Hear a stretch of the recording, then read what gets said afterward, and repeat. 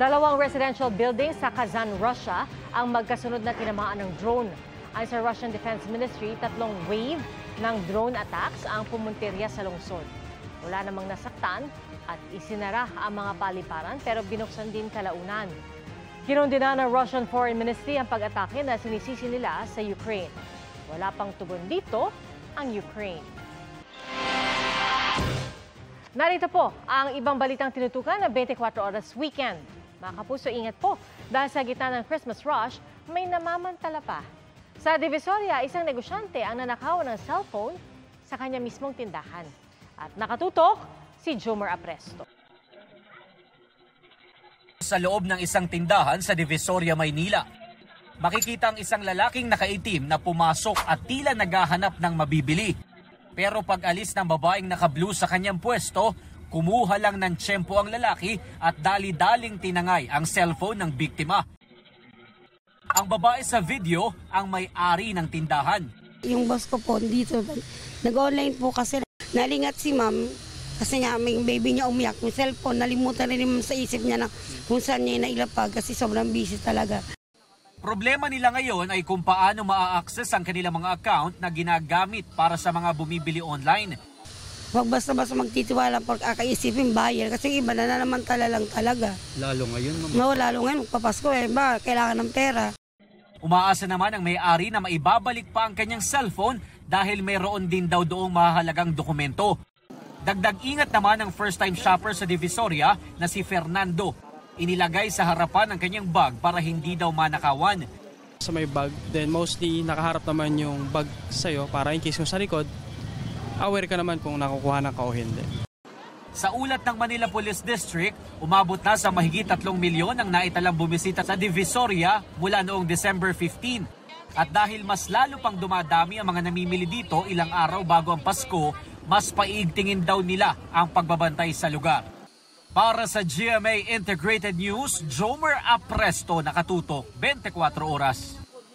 Mga kapuso, ano po ang wish ninyo ngayong Pasko?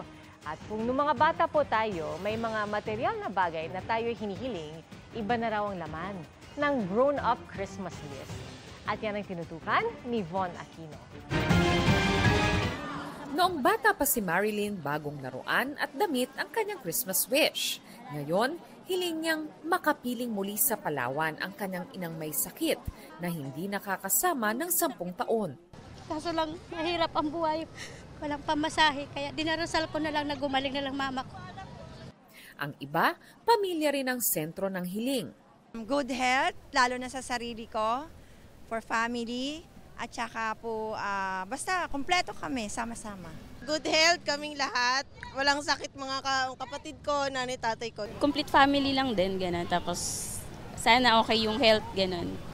Ayon sa isang psychiatrist, kadalasan kapag umabot na sa 40s o 60s ang isang tao, mas nagiging simple na ang grown-up Christmas list. It's not more of the financial capacity, but it's more on how you were able to touch lives and make the lives of all your family better. Pero sa murang edad na siyam, ang vendor na ito ng pagkain sa Plaza Miranda nagtitinda para pandagdag sa gamot ng kanyang lola.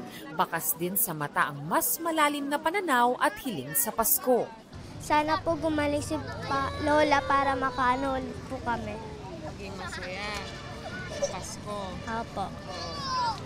Siya po yung yung bumipili po ng gatas sa amin. Siya rin po yung bumibili ng pagkain namin. Habang may ibang para sa kapakanan ng kapwa ang Christmas wish. Ayoko nang yung mga pulubi na may baso sa harapan na payat. Ayoko nakikita. Magkaroon sila ng yung permanenteng na kung saan sila nakatira. Ano man ang wish sa Pasko, ang mahalaga raw, maisabuhay ang turo ng sentro ng pagdiriwang na si Jesucristo, ang pagbibigayan, pagmamahalan at pagsasama-sama. Yung mga material na bagay kapag mabibili ko naman yan pero pag yung pamilya ko yung kasama ko sa buhay, iba talaga yung mararamdaman mo lalo na pag Pasko po. Para sa GMA Integrated News, Von Aquino, nakatutok 24 oras. Si Jesucristo ang sentro at diwa ng Pasko. At kung makakausap mo si Jesus, ano nga ba ang sasabihin mo sa kanya? Ang sagot ng ilan nating kapuso, alamin sa pagtutok ni Sandra Aguinaldo. Tipikal na sa Paskong Pinoy ang kaliwat ka ng party. Pagliliwaliw. Pero sa ilan, ang tunay na diwa ng selebrasyon, mismong si Jesucristo. Pinakamahalaga po sa lahat yung pagsilang po nung nag-iisa pong si Jesus po. Sa Archdiocesan Shrine of Santo Niño sa Tondo, Maynila, marami ang nagpapabinyag tuwing papalapit ang Pasko. Tanda ng pagpapahalaga ng mga Pinoy sa Kapaskuhan. Pag dumarating ang panahon ng Kapaskuhan o maski man lang Disyembre, dito na ang may pinakamaraming binyag. Sa buong simbahan siguro sa buong Archdiocese of Manila, ang Tondo ang breaker holder ng may pinakamaraming binyag. May mga nagdarasal para magpasalamat. Masasabi ko lang po is, thank you po kasi nagiging provider siya sa amin araw-araw. Thank you for inspiring us na wag sumuko sa mga pagsubok.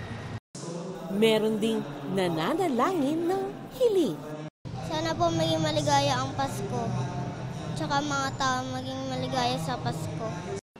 Sabi ng ilan, kung makakausap nila si Jesus, may ilang bagay silang gustong sabihin at itanong. Paano niya po nagagawang tiisin at mahalin tayong mga tao? Dahil kasi po, feeling ko po sobrang hirap na mahalin ng mga kagaya natin sa kabila ng mga nagagawa nating kasalanan araw-araw. Kailan po siya darating? So parang, ako kasi parang para sa akin, hindi ako natatakot sa ganun. Would ask advice siguro, like how I can be a better person. Magpasalamat sa Panginoon, ano.